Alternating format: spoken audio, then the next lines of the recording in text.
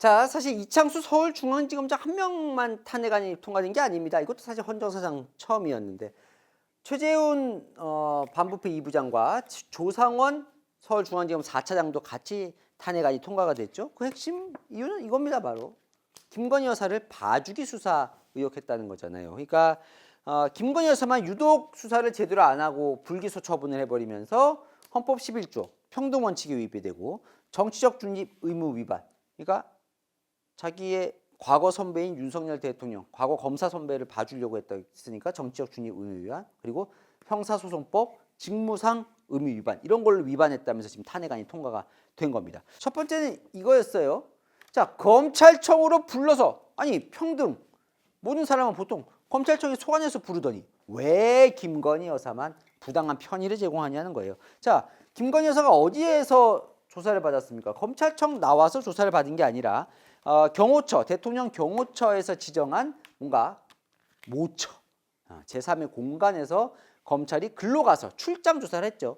네, 그래서 김건희 여사에 대해서 지금 도이치모터스 주가 조작 의혹 관련된 얘기입니다. 그러다 보니까 왜 부당한 편의 제공하냐? 헌법재판소는 부당한 편의 제공이라고 보기 어렵다. 왜냐하면 검찰 내 규정이 있나 봐요. 뭐 이런 규정이 있는데 이 규정에 따르면 피의자의 명예나 사생활 비밀이 침해되지 않도록 하는 게 정말 주의하고, 여기 뭐라고 써 있냐면 출석 조사가 곤란할 경우엔 이외의 장소에서도 조사를 할 수 있도록 해놨다는 겁니다. 자, 그러면 김건희 여사의 경우에는 실제로 경호상 또 좀 어려움이 있을 수 있고, 어쨌든 영부인이니까.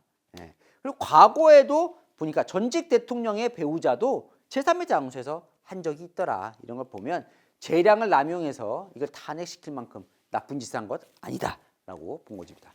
두 번째는, 자, 불기소 처분한 게 문제인데 이 불기소 처분을 하기 전에 수사심의위원회라는 걸 한번 열어야 되는데 이것도 안 열고 그냥 내부에 레드팀이라는 의견 청취만 하더니 바로 불기소 처분하더라. 이것도 탄핵 사유라고 이렇게 얘기를 하는데요. 헌법재판소는 이것도 받아들이지 않습니다. 왜냐?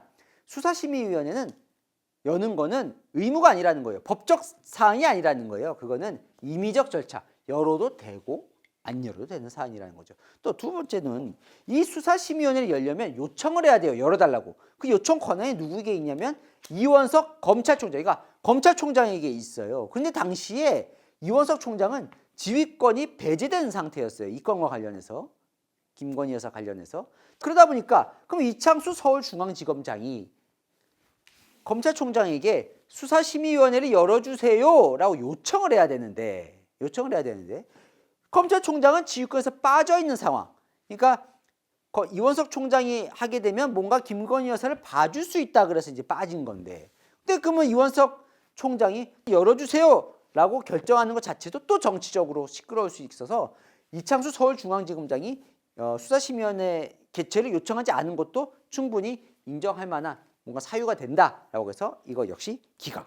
세 번째는, 아니 여러 가지 유죄 증거가 있는데도, 권오수 비롯해서 뭐 이런 판결도 있고 공범들도 좀 의심나는 부분이 있는데도 불기소 처분을 한 거는 특혜다, 봐주기다 라고 얘기를 하는데요. 헌법재판소는 이렇게 봅니다. 실제로 이 수사팀들이 정말 열심히 수사를 했느냐 좀 의문은 남는다는 거죠.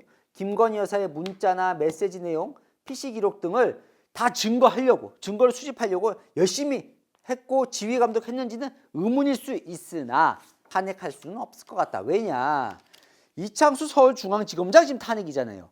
이창수 서울중앙지검장은 이 도이치모터스 수사가 시작된 지 4년 뒤부터 관여를 했다는 거예요.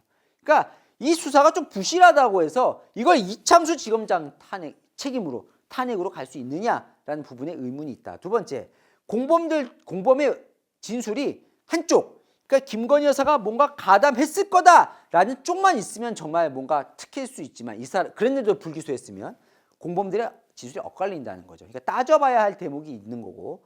자, 세 번째는 이걸 다시 수사를 해야 되는데, 그러면 2010년 워낙 오래된 사건이라 이창수 서울중앙지검장이 하려고 해도 뭐 어디서 어떻게 더 이상 뭘 수사할지에 대한 것들이 쉽게 아닐 수 있다. 그래서 재량남용은 아니다라고 해서 이 역시 다 하나 둘 셋 다 기각. 뭐라고요? 만장일치로 기각됩니다.